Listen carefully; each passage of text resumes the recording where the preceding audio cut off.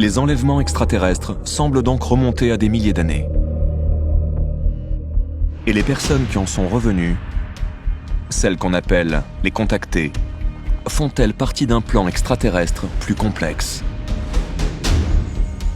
Des éléments de réponse pourraient se trouver dans le décryptage d'un très ancien récit contenant un enlèvement qui se serait produit dans les jungles d'Asie du Sud-Est.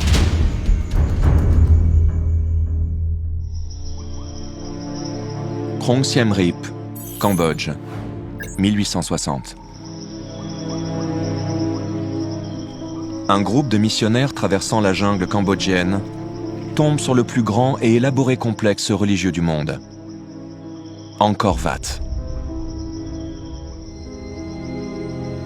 Le site a mystérieusement été abandonné par les Khmers au XVe siècle et a depuis été recouvert par une végétation abondante et complètement oublié. Les archéologues estiment que sa construction aurait commencé sous le règne de Suryavarman II, en l'an 1116. Les récits cambodgiens affirment que son architecte serait Preah Pisnokar, un être mi-humain, mi-divin qui aurait été enlevé dans les étoiles et serait revenu sur Terre avec les plans de ce complexe très moderne.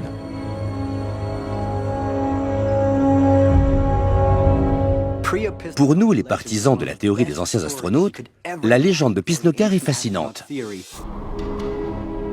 Car il a été emmené dans ce qu'on appelle le paradis d'Indra, qui se trouvait en orbite autour de la Terre, selon les anciens textes védiques. Et d'après ces récits, avant d'accéder au paradis d'Indra pour la première fois, Preah Pisnokar aurait été exposé à une lumière bleue et aurait senti son corps rajeunir. Je me demande si cette lumière ne provenait pas du sas de décontamination d'un vaisseau.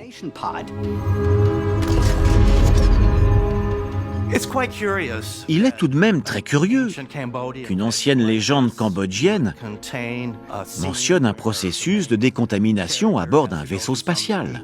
Dans les textes védiques, ils appellent ça la maison céleste des dieux, mais il s'agit clairement d'un vaisseau spatial.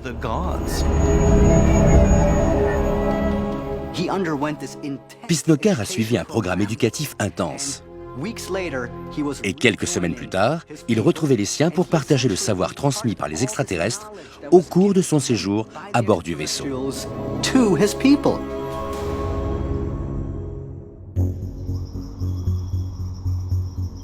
Une fois revenu, Pisnokar dessine les plans d'Angkor Wat, un complexe qui permettra d'accueillir les dieux à leur retour sur Terre, réplique exacte du paradis d'Indra.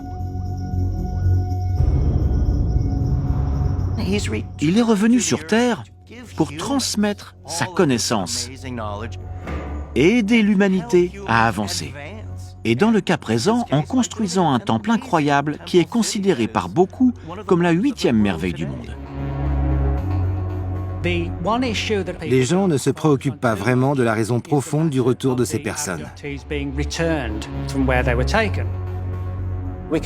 Dans de nombreux textes religieux, les contactés reviennent avec des règles et des idées dont l'objectif est d'élever la race humaine à un niveau supérieur. Et certains reviennent également pour construire des structures destinées à accueillir les dieux à leur retour. Peut-être que ces enlèvements font partie d'un programme qui se poursuit de nos jours. Un programme dont nous ne sommes pas conscients. La légende de Preah Pisnokar serait-elle vraie? Des humains, préalablement sélectionnés, sont-ils enlevés puis ramenés sur Terre même de nos jours? Et si oui, à quelle fin?